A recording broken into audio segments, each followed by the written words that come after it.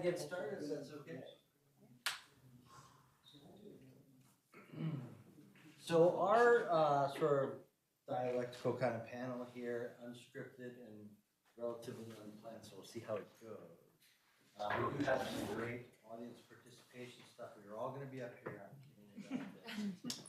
But the idea is to, we've been hearing a lot about, different ways of thinking about a community that is prepared for climate change and what that entails. We've been hearing about different kinds of ideas or things that we might prioritize, some principles of climate preparedness on a community basis, right, shared value basis, and thinking about where that might exist or whether it does at all. We've heard some semantic stuff, and really our goal here is to think about, we have some actual on-the-ground experiences here, and we're going to also think about how we can framework some of these ideas into the work that we're undergoing.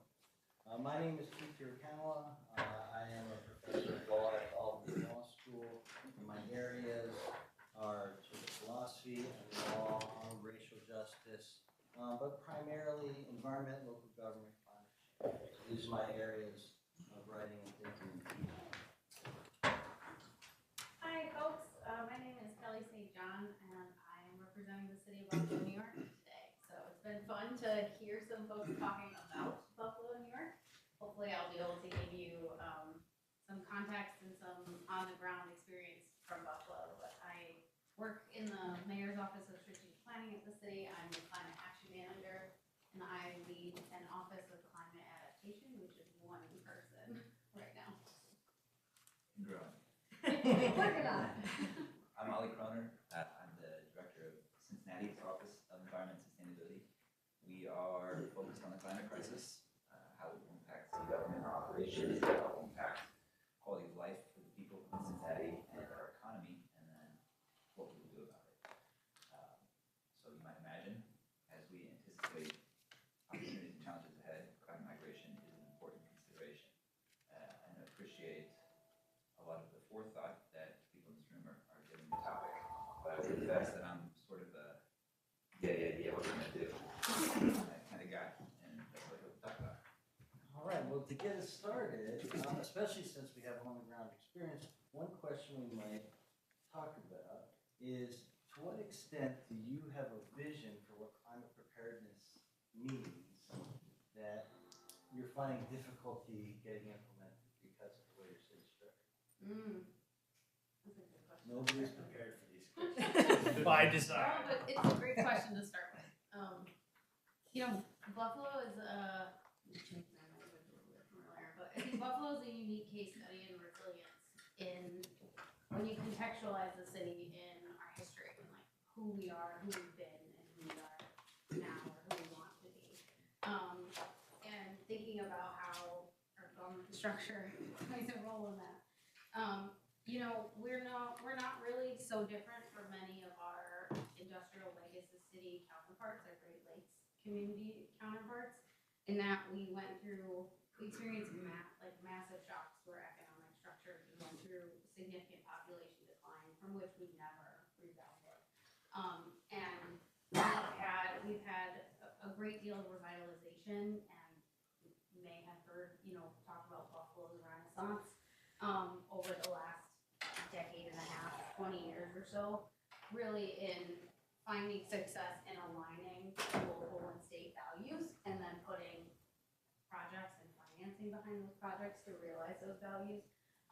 But as it relates to climate change and climate migration, I think it's really just been in the last decade or 12 years or so in the city that we've been confronted with climate change, and it's only because we've been confronted with it, like we've been forced to acknowledge it because of the disaster events or the hazards that have been presented in our community. And that has posed challenges for navigating the space of how do we address it and how do we institutionalize the work. So I said it kind of in passing, but I've been with the city of Buffalo for the better part of a decade, and I'm in office of one individual, and Buffalo is the second largest city in New York State. Fun fact, if you didn't know So we have a really large responsibility. We are also the stewards of a wealth of natural resources, in that we share the Great Lakes with not only the Great Lakes region, but also with our neighbors in Canada. And there's new and emerging threats, kind of feels like continuously around that space. So we've had challenges in institutionalizing the work and developing a cohesive vision around how we address climate change internally, and some of that is starting to change. Staff dedicated to thinking about it and working on it certainly really helps. But political will and motivation are a huge part of it. I also think recognizing systemic barriers to engagement and historic injustices and wrongs that have occurred within our community, and the longstanding, generational knowledge and sometimes trauma associated with those issues in our communities has created dissonance between local government and working directly with community organizations on the problems that we need to address. I think I'll leave it there. I agree with a lot of that. And Kelly and I know each other because we were introduced as part of the Industrial Legacy Cities cohort that actually convened years ago. But that Rust Belt background, I think, is important to both of our identities historically and looking forward. Both used to be much larger cities. We have the zones that were alluded to before, but it's in a state of disrepair. Cincinnati's population basically was cut in half from 1950 to 2000, but it has been growing ever since. And growth is hard to manage, especially when you designed all of your policies to grow, and then all of a sudden it starts working, and you don't have the real-time tools to walk that back and steer it better. So, thinking about some of the challenges around climate migration, specifically the housing concern, we're dealing with a housing crisis right now, just based on our existing population. So cities are so much more agile than the federal government is when it comes to taking action, but nothing happens overnight, right? So there's a delay to all of this, and it's been a theme of all of our conversations the last 2 weeks. But this federal pause in funding and programming, even if everything clicked back into place tomorrow, has a pretty significant ripple effect and delay. And I was sharing with Kelly earlier, our office has secured $50 million of federal grants under the Inflation Reduction Act that might evaporate through all of this. So how do you move forward? How do you be proactive in this thick fog of war? And I think there's some intentionality to that. But as leaders, we have to communicate a vision to our city. What I will say is that we made incredible climate progress before the Inflation Reduction Act, and that was built on partnerships. We're not a rich city. We don't have incredible resources, but we do have each other, and we have done a really good job of building a collective vision around where we're trying to go and identifying who will take the lead on each of those items. And often it's not the city. Often it's a community-based organization, a business organization who says, I want to take the lead on that, puts their name down and champions that body of work, or convenes around that body of work. And that gives me some comfort that I know that we can find meaningful action on the ground, regardless of what happens on federal level. That's fantastic. So, and actually, your last part of your statement is, I think, super important for both of your cities. So maybe we can get into a little bit. I think both of your cities are sort of regionally coordinated, maybe by mistake or accident or partnership or friendly or whatever. But what's an example of partnerships that worked out, and maybe some lessons you can take out of that and say, here's something that worked well that might be transferable to another circumstance? Sure. Do we want to stay in a climate migration? Well, I left it open because if you don't have a good climate one, then whatever you got, right? Because partnerships. Plenty of climate mitigation success stories. So we are in Ohio. Ohio is a red state. Our local building codes cannot exceed the standards of the state codes. Right? Our cuff. And through our European travels, I've come to realize that most of the European progress is regulated. And you don't have the ability to regulate, you have to inspire change through other mechanisms. So we were successful in creating what's called the 2030 district, which is all of our corporate partners, not all of them, many of them, are good actors, recognize the market forces at play here, already had climate ambitions, climate goals in place. 2030 district invites members to sign on to a climate commitment.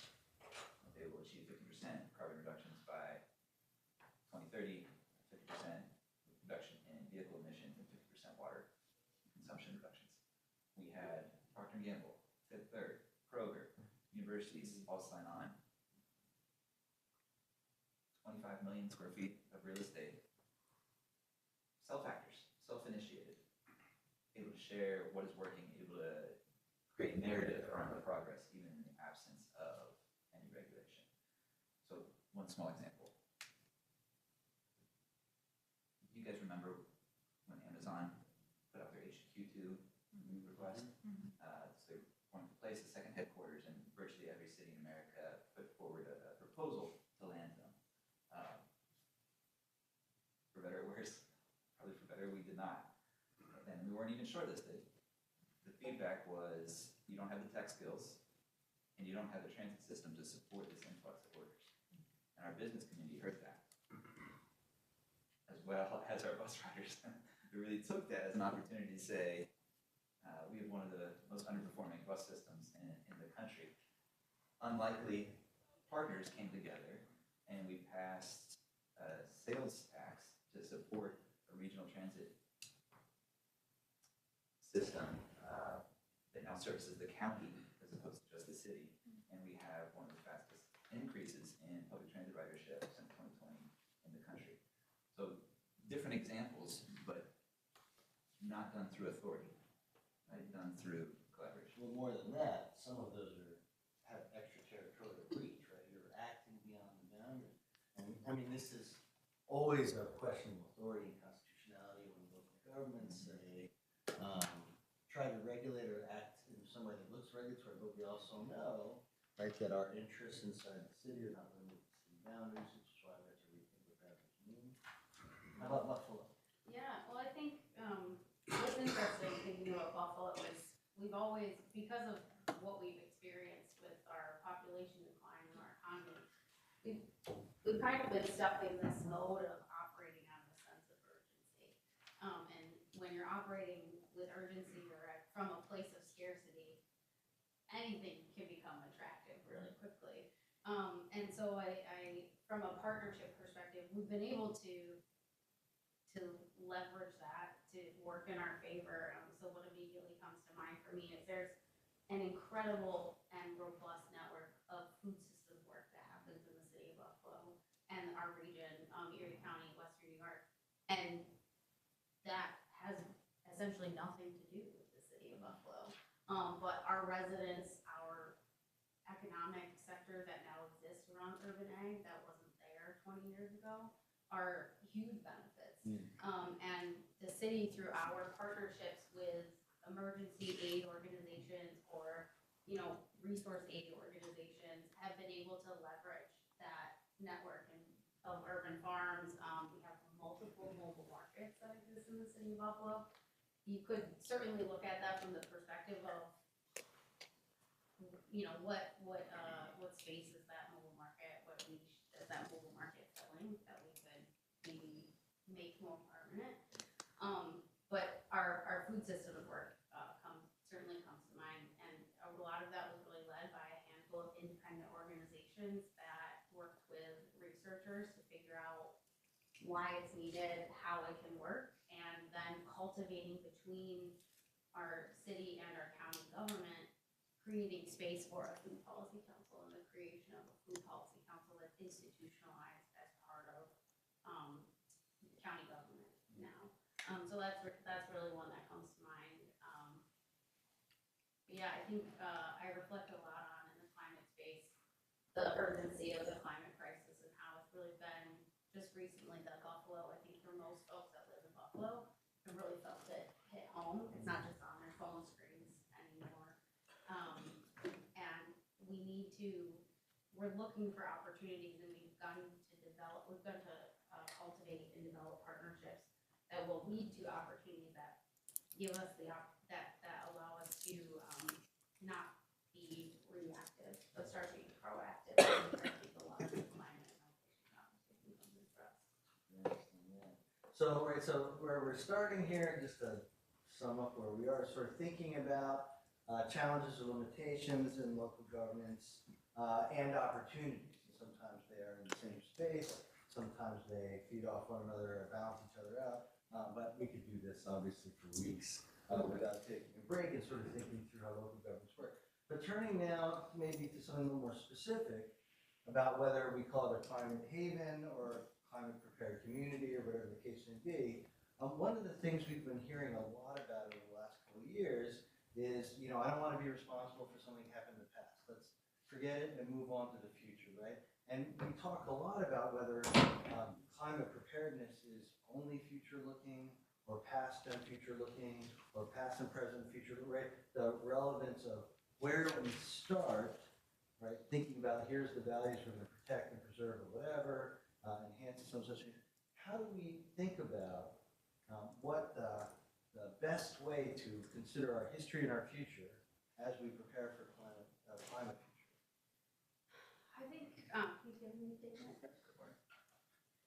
I think for Buffalo, it's an interesting perspective because our history is one of migration and immigration specifically, and different cultures, different ethnic groups, being able to come together and find home and make a sense of place for themselves in the city of Buffalo, because of our industrial roots, because of the trade and the geographic confluence that we sit at.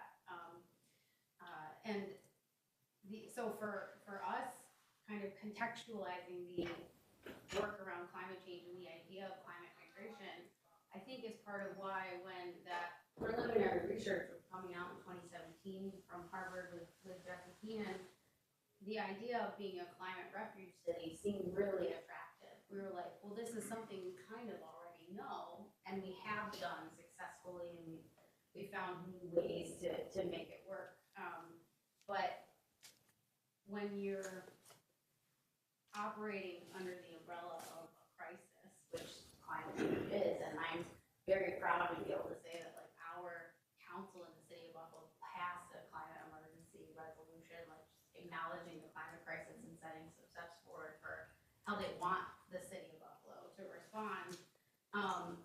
It can either serve as a pressure point or, you know, to like move things along further and accelerate the work, or it can become a weight that is really hard to move out from under. And I think that's the space we're working on navigating right now, is thinking about, it was set forth, I think in 2018 by our former mayor, that the city was looking at, we're going to be a climate change city. What does that mean for us?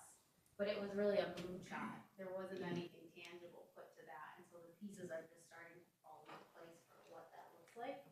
And so the work my office is working on right now is really around not centering climate change, but using climate change and these broader ideas of migration and mobility and economic as lenses through which we can address the systemic issues or the disparities that have existed in our community, so that when more people move, we can say, or when we experience increased effects of climate change. Buffalo is a city known for its snow, but we've had the hottest summer on recorded record, like every year for I think the last 5 out of 6 years. So we can say we are more resilient to climate change because of these steps that we've taken, knowing in doing that we're taking care of and providing better opportunity or enhanced quality of life for people that already live there, while anticipating others that move in. I think it's a really important question, but I want to focus on the term first. Yeah. take credit, but I think Cincinnati helped popularize the term climate haven. When Haven, yes. we were having a conversation around preparing to accept climate refugees, there's sensitivity around the term refugee, and is how can we frame this in a way that sounds more positive? And I think collectively maybe we're walking that back now. The gentleman earlier asked a question about it. We're not trying to tackle the fates or whatever by saying we're immune to these challenges, but we do recognize that we will experience an influx of immigrants, and we need to prepare for that, whatever you want to call it. And what can we do to give shape to it, to have our umbrella when we step out in the rain?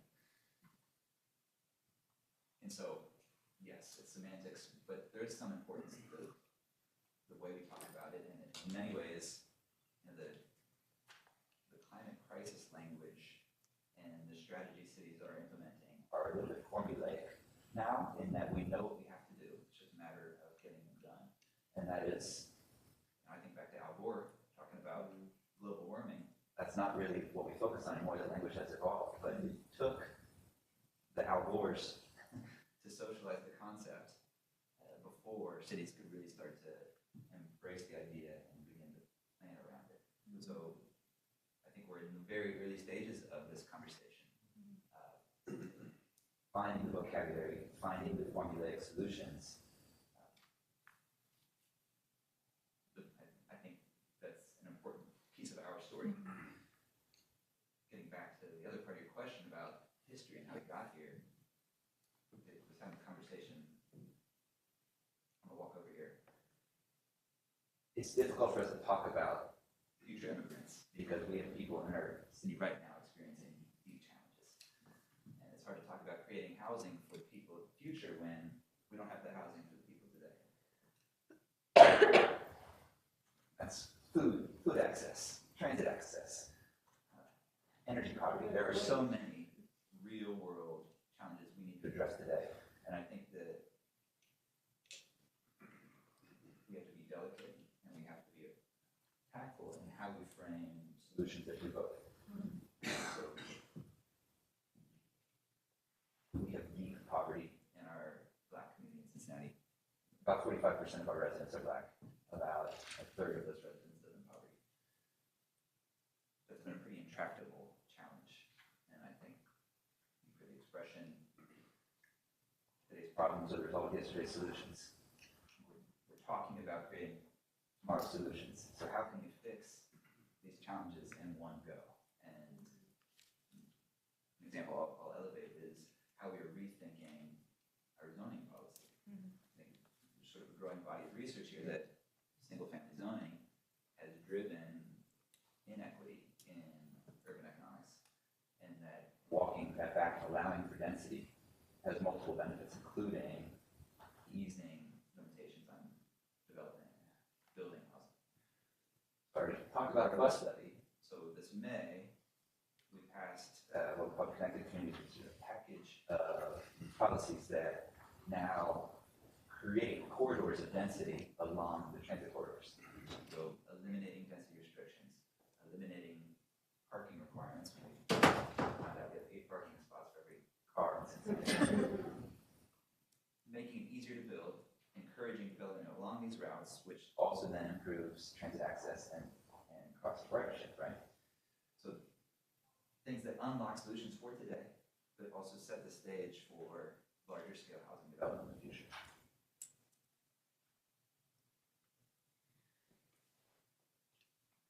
Thinking about being a climate haven versus a climate refuge and using the terminology, because of Buffalo's history, I think is one reason climate refuge just made sense.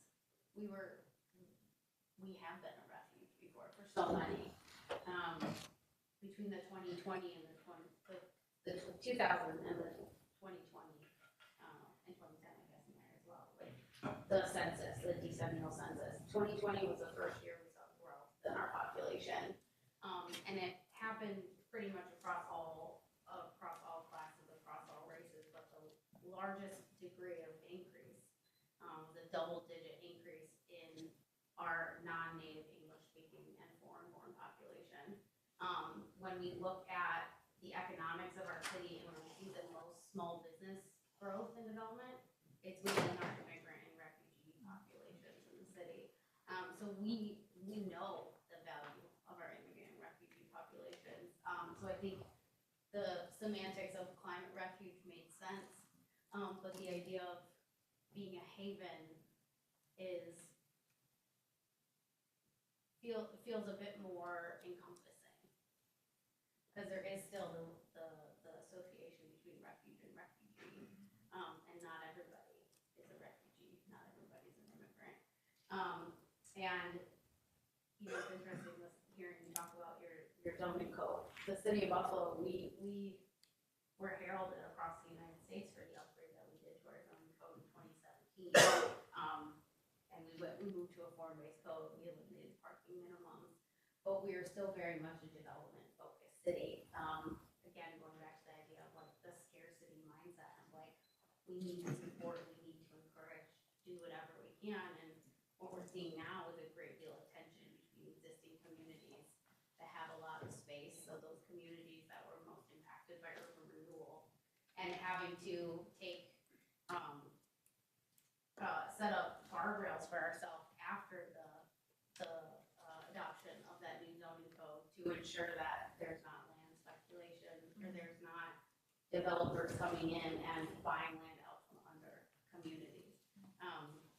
Varying degrees of success there, but it's a matter, I think what I've found to be really impactful at the city is the offices, the folks in positions of leadership that can be critical about the steps that we have taken and how that informs how we move forward. So I kind of want to get back to the semantics problem. And in part maybe because I don't know it or understand it. I mean, I see the stuff where people say climate haven as a term can't possibly be right because somebody called Asheville climate haven and then it flooded. And I'm not sure I understand how that undermines the term. It may undermine calling Asheville climate haven, although I'm not sure because of that. But I mean, we have a lot of climate refuge, climate destination, climate proof, all these different terms, and they are distinct and important to the extent that we read into them and understand what their central focus is. And I think like you're pointing out, the sort of association between a refuge and somebody who's looking for refuge or refugee, or destination suggests that it's climate destinations are a receiving community, or someplace that is there, right, and I'm going towards or something, and then receive you in. And each of these terms seems to prioritize a certain kind of beneficiary of planning. And this is why I'm kind of with you on the haven idea. It doesn't distinguish between somebody who is there and is on their way there, or even somebody who's leaving or something like that. What am I getting wrong about the semantics here that makes it? I mean, because I also think, I think it's worthwhile saying, let's have a conversation about what the principles are of the climate prepared city, and what we call it may not matter as much, but I'm sure we can go on that.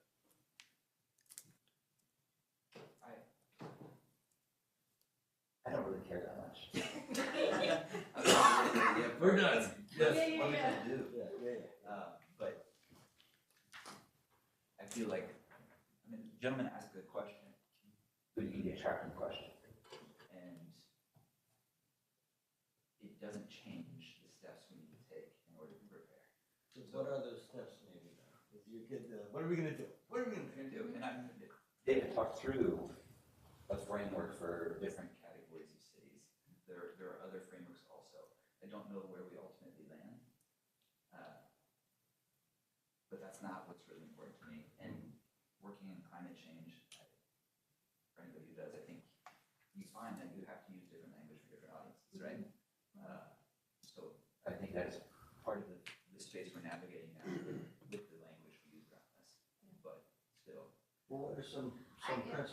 Oh, sorry. Well, I was just thinking, I don't think inherently there's anything wrong with any of the terms. It's about the messaging and who's messaging it and to whom, and the recipients of that messaging. I think what has been astonishing, really for me in Buffalo, is I remember seeing a draft of the State of the City address where the mayor first said Buffalo is going to be a climate refuge, and I was like, okay, I just read this in an academic article. And that was only 6 years ago, and the amount that the messaging has increased since then, the amount that media attention has increased since then.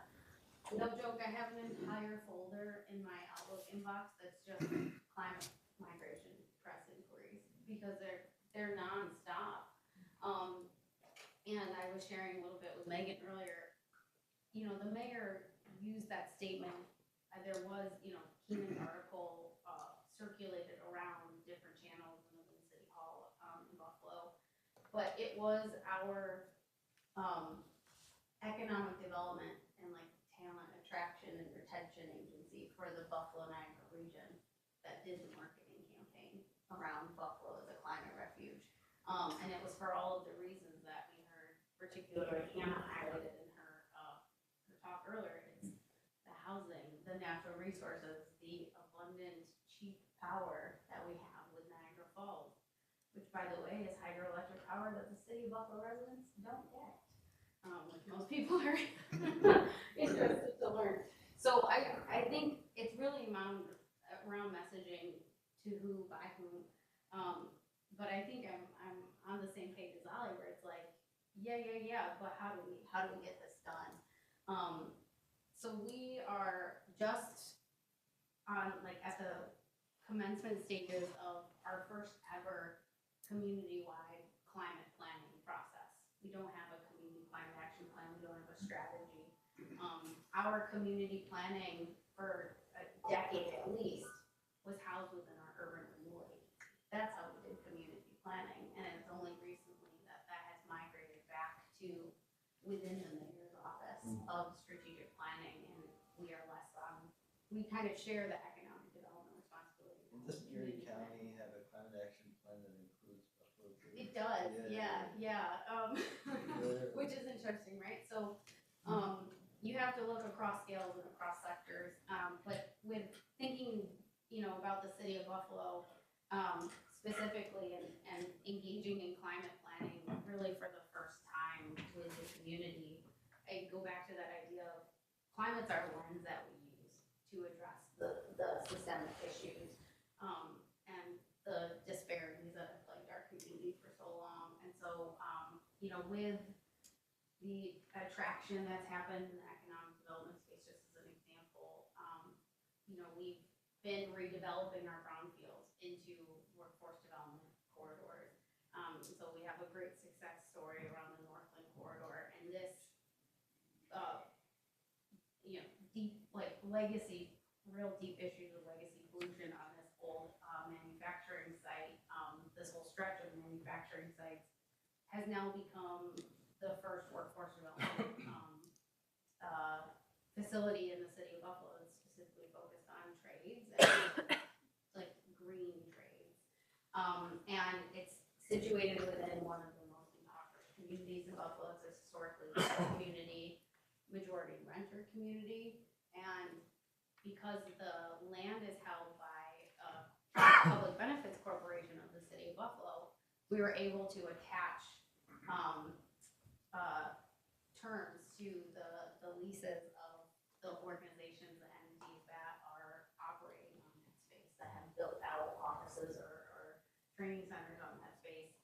So we have local enrollment development targets for that space, right? And that's just one way we started to think about how do we use climate as a lever for addressing, job insecurity, or getting more people into skilled trades or jobs that have ability. But it's jobs, it's housing, it's transit, it's food security. I mean, those are big areas that I'm working. We're out of time. Yeah. So here, last quick question, and What's up, this to you? oh, sorry, Mike, please. Yeah. Well, a question I had is, with the talk of climate refugee, climate migrants, how climate displaced people, whatever term you want to use, I think, arguably there's going to be some trauma involved with that, and I'm curious, if either of your cities has thought about what like taking on, traumatized populations might mean, and like what extra resources might need to be provided to kind of help them integrate into their new lives. We're getting some real world experience with this, where we had 3,000 Mauritanian immigrants land in the community based on a TikTok. That went viral. Like, so some of this is really hard to anticipate, but it is landing in the community. I can't say that we were well prepared and had tools to even systematically approach it. But the human side of it is probably the most challenging point, which I think you heard from other people also. The culture change is harder than the infrastructure change, and is something we'll have to work through.